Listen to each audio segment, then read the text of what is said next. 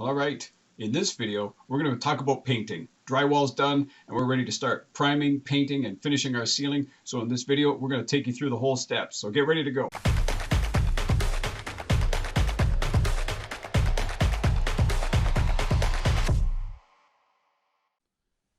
Okay, so we got everything primed up.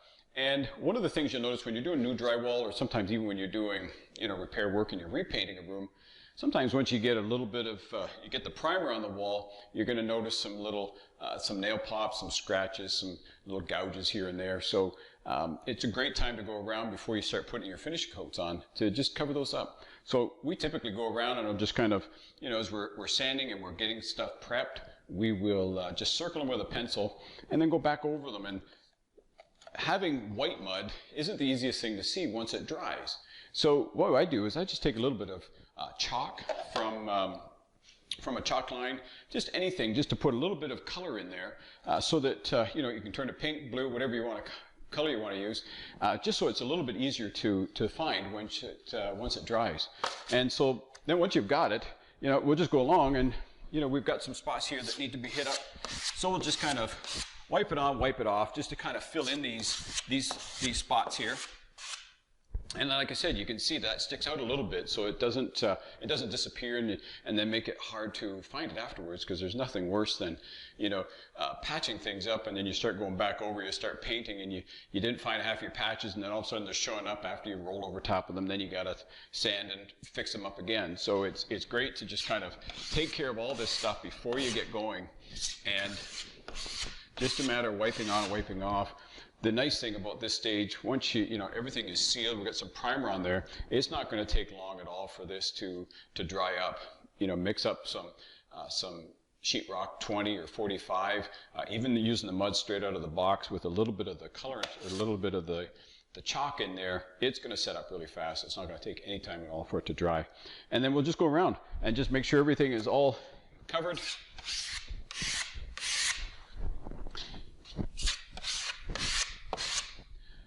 And then that looks pretty good. Oh, we got one more spot down here. So the wall is all prepped. The other thing you'll notice is a lot of times when you roll over outlets or receptacles, switches, any of those kind of boxes, you'll notice that sometimes you roll over top of them, the dust will come out of those boxes. So it's a great idea to go around. And if you got your vacuum, you got your shop vac handy, just go around and just suck those holes out there just to make sure that all the dust is cleaned off. Because when you roll over top of that, you don't want to be dragging that stuff onto your walls, because it's just going to make a mess. Or the other thing to do is we'll often go around and just swipe the paint around it. And it just hardens things up around there so that we don't have to worry about going over it so much. And it makes it less likely that we're going to pick up any junk, any drywall crumbs or anything like that, and put it onto the finished paint. And again, remember, we're sanding in between coats just to make sure that everything is nice and smooth, and then you're ready to go. So we got a couple other little spots here because we got a bar sink coming up. So we'll just kind of go around a little bit of this plumbing just to make sure we're covered. Clean out, which is going to be hidden inside the cabinet. So we'll just swipe around that just so we don't have to go around there. And I just noticed another little patch that we had circled. It's great to use those utility lights, like those trouble lights that you use, in automotive or whatever, the ones that just kind of hang up. They're great for just taking around with you. You can hold them on an angle, shine them sideways on a wall, makes it much easier to find all the imperfections. Kind of acts the same way as sunlight or natural light coming in from windows. It highlights all that stuff. So just holding a light off to the side, shining it down against your wall is a good practice to get into, especially if you want to eliminate as many of the imperfections as possible.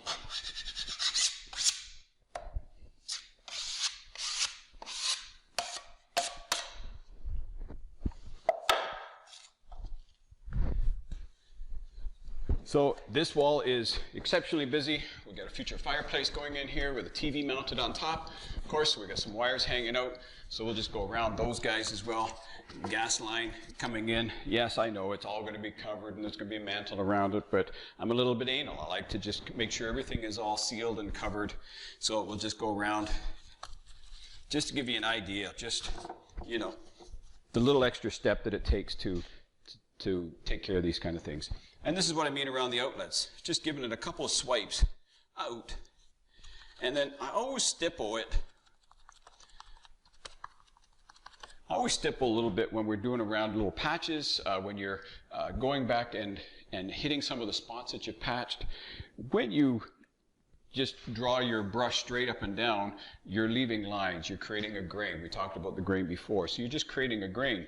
When you go back over and stipple it, just hitting it with your brush, you're putting in that natural orange peel kind of finish that you would get from a roller, so that it makes it much easier to camouflage that. If you just go around and you just kind of, you know, if we spot prime all these little patches, just taking our brush back and forth, then when we roll out, the chances of seeing that are pretty strong. So just going around and stippling it that way, you already put some texture in there.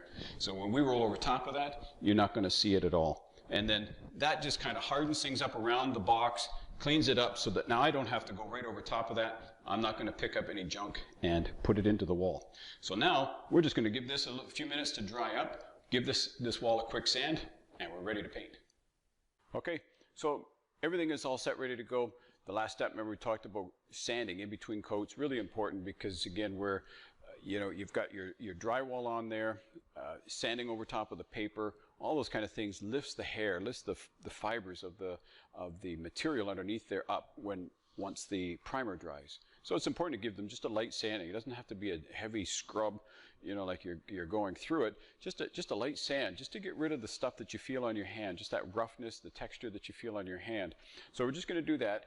We're not going to prime. We talked about, you know, we've circled out our areas. We put our color compound in there so we can see it. So we can see all these things in here. I'm not going to spot prime it. If I was just going to do one coat over top of this, I would spot prime those and then do my finish coat. But because I do a prime and two finish coats, I'm not going to go over there. The first one is going to seal that up. The second one is just going to cover it, and you're not going to get any flashing from the patching, nothing like that. Everything is going to seal up really nicely with two coats. Again, if it was one coat, then I would deal with it. But for now, I'm set, ready to go. I'm just going to give this wall a light sand, and then we're going to start rolling away.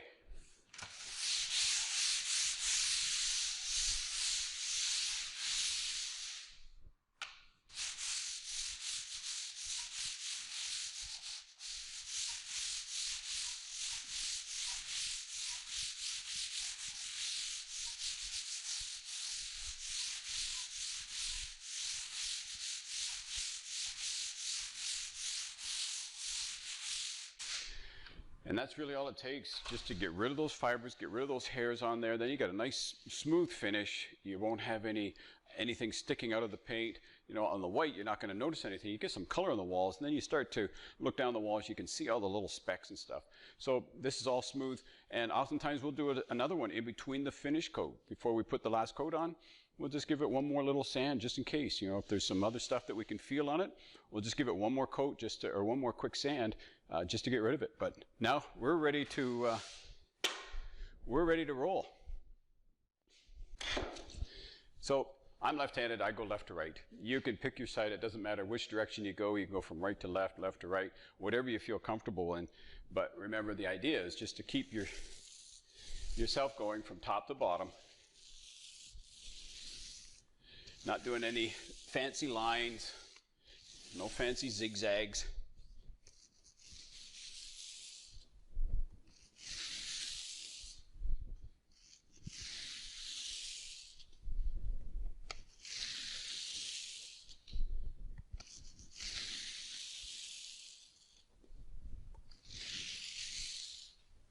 And then we'll just carry on across the wall. Now, one of the things that I like to do is I will often just kind of do two passes with my roller after I load it up. So once, twice, I'll load it up again.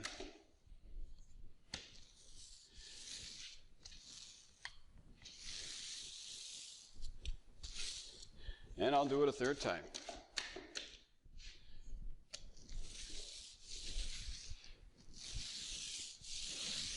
And then go back to where I was and just level that out.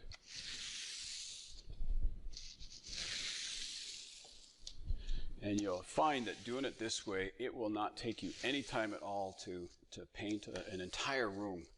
You know, just take a couple of minutes to do this wall this way by loading up the roller and having lots of paint on it, spreading it out, a couple passes like this.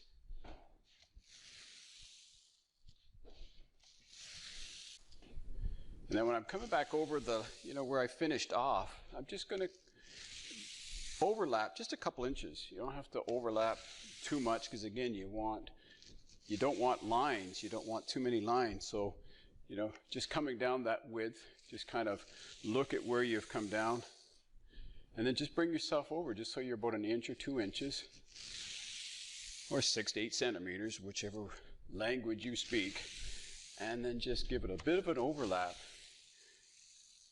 And you want to keep the weight balanced on your roller so you're not pushing too heavy.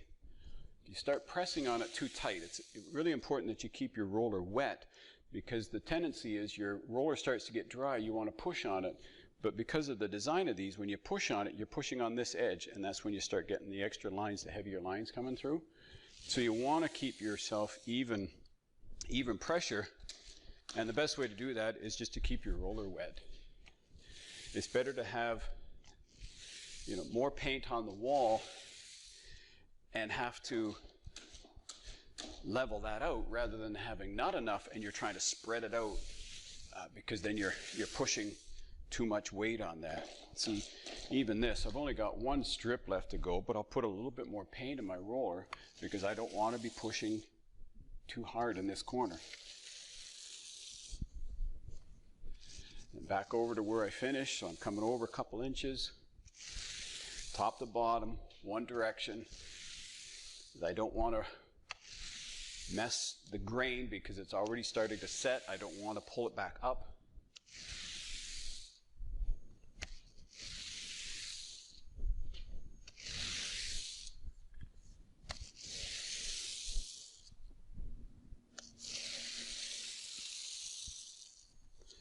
And then I'm leaving it. So what did that take? About not even 5 minutes, probably about 3 minutes just to do about 20 feet of wall. So it really doesn't take that much time. It's just the technique, learning the technique, learning the feel of the paint. Again, using a good quality paint, you'll feel the difference. If you use a cheap, inexpensive paint, you're going to be working it. You're going to have to really, manipulate it to try to really get it to spread. You use a good quality paint, and it's spreading nice and even. It's practically putting itself on the wall for you. So, make sure you use a decent quality paint. And take your time, learn the techniques, keep the directions going the same way. You'll have an amazing result at the end. And we'll show you when we're all finished, we'll show you the results.